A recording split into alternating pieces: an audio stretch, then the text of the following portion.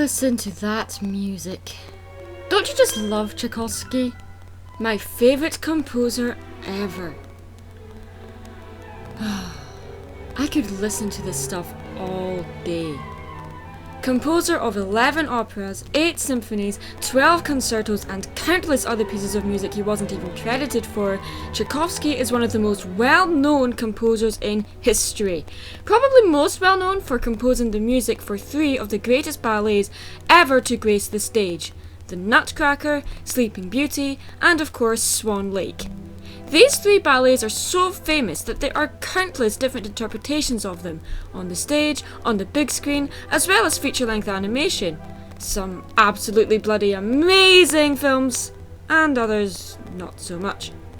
But the worst of the 3 has to be an interpretation of the story that didn't even use any of Tchaikovsky's score music.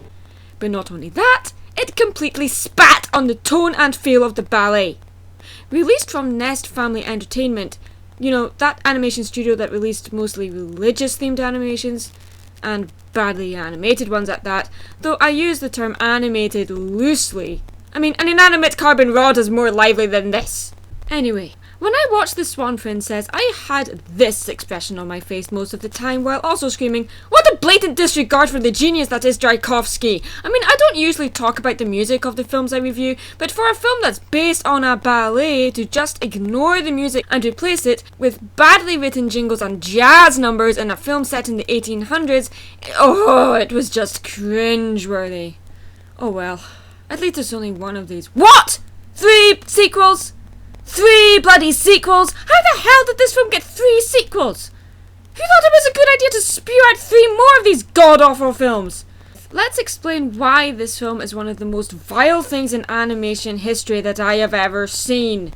This isn't my idea of fun. Yeah, I'd have to agree with that. Oh yeah, I must point out that this film was produced and released by New Line Cinema. Yeah, that's a bit of a joke. The same company that produced one of the greatest film trilogies of modern day cinema also produced this piece of crap. Yeah, New Line Cinema is a real-life ugly duckling that became a swan. The same cannot be said for Swan Princess. Oh, the irony! So here we have the title sequence. Enjoy it while you can, folks, because the entire budget was blown on this sequence alone, since the monkeys making this film spent the rest of the money on bananas. So the movie starts off inside the palace of King William, no relation, who rules a large and mighty kingdom. Good for him! Would be actually nice to get to see this large and mighty kingdom, but oh well. Oh, and by the way, this film constantly rips off another animated version of a Tchaikovsky ballet. Let's see if you can guess what film that is.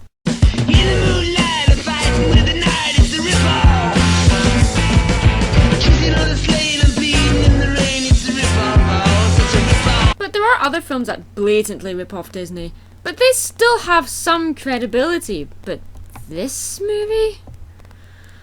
Oh, do I have to? Okay, the story is about Princess Odette and Prince Siegfried. Oh, I'm sorry, Prince Derek. Really, movie? You renamed the prince? Why? What, did you think kids couldn't say Siegfried? I mean, come on, they can say names like Cornelius or Dimitri, but you think they can't say Siegfried? Don't insult children's intelligence like that, you will not be forgiven. Not by me, anyway. But if we are going around changing names, let's give them names that match their personalities, shall we? Shallow and Magnolia. Because she's that bland, she might as well be named after a neutral-coloured pot of paint. But at least a pot of paint has substance. Anyway, the two are forced by their parents to spend every summer together during their childhood, which makes up for the first 5 minutes of the film. This segment sets the overall tone of this movie. Pointless visual gags, horrible dialogue, and let's not forget the song that is so bad it sits right beside Mary the Mole from Thumbelina as one of the worst songs ever written for an animated musical. I mean, come on! Why ignore Tchaikovsky's score and replace it with this crap?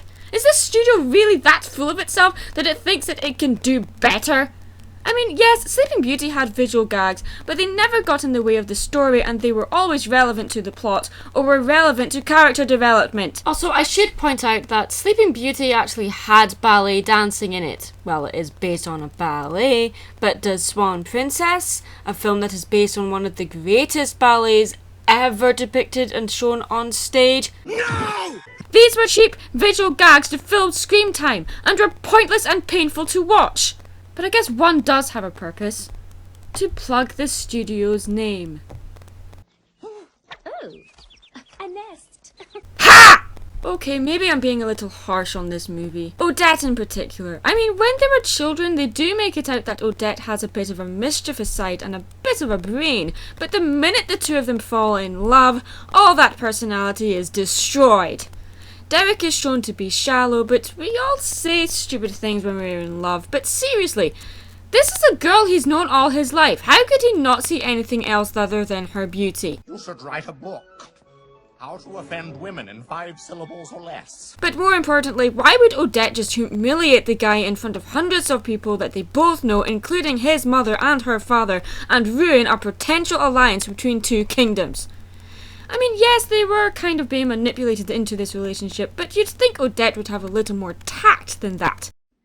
I guess one of the things about this relationship that was kind of cool to me is that it wasn't a love at first sight relationship, but at the same time it had the same tone as that sort of thing that we've seen before. Did I mention this film has a villain? Yeah, this guy's name is Lord Rothbart. Insert inevitable Bart Simpson joke here. Well, at least you didn't rename the villain of the ballet movie. But you completely missed the point of this character entirely. This is another villain that is just evil for the sake of being evil. He wants to take over King William's kingdom using the forbidden arts.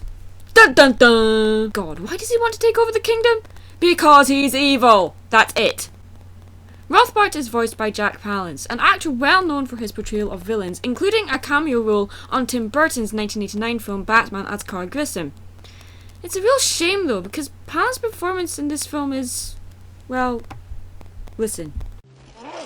I've not finished with you yet, Willie. What? Someday I'll get my power. I'm sorry, Rothbart, you're going to have to speak up. Seriously, Rothbart, I just can't hear a word you're saying. Will be mine.